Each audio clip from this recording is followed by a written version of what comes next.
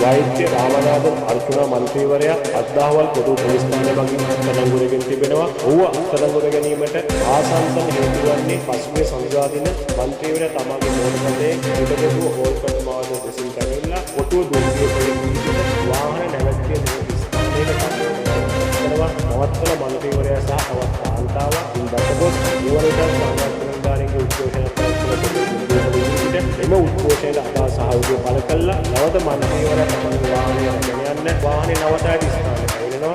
ඒ අවස්ථාවේදී පොදු පොලිස් ස්ථානයේ රථවාහනංශයේ නිලධාරියෙක් විසින් ඔහුට මෙම නවතා අනුමත කිරීමට අදාළව නීති ක්‍රියාත්මක කරනවා. නමුත් මෙම අවස්ථාවේදී මන්ත්‍රීවරයා පොලිසියට වදිමින් විශ්වාසී කතා කරමින් අර්ජනය කරමින් විදුලි බලපත්‍රය සහ ආදායම් ලබා දී ප්‍රතික්ෂේප කළ මේ ස්ථානයේ සිටිනවා. විශේෂයෙන්ම මෙය ලංකා දහඩිය සංග්‍රහයේ 347 වගන්තිය එනම් රජයේ සේවකයන්ට සාපරාධී බලහත්කාරය කරන ලංකා දණ්ඩි සංග්‍රහයේ 486 වගන්තිය එනම් සාපරාධී බිහි ගැනීම සහ මෝටර රථ ආඥාපන්තේ අංක 166 වෙනි වගන්තිය 6 නොහොත් මෝටර රථයක් නවතා අවහිර කිරීම ගැන දඬුවම් ලැබෙහි වරදවල් සිදු වෙලා තිනවා. ඒ අනුව අද දින මෙම මන්ත්‍රීවරයා කොටුව පොලිස් ස්ථානයේ වෙත කැඳවීමක් සිදු කළා.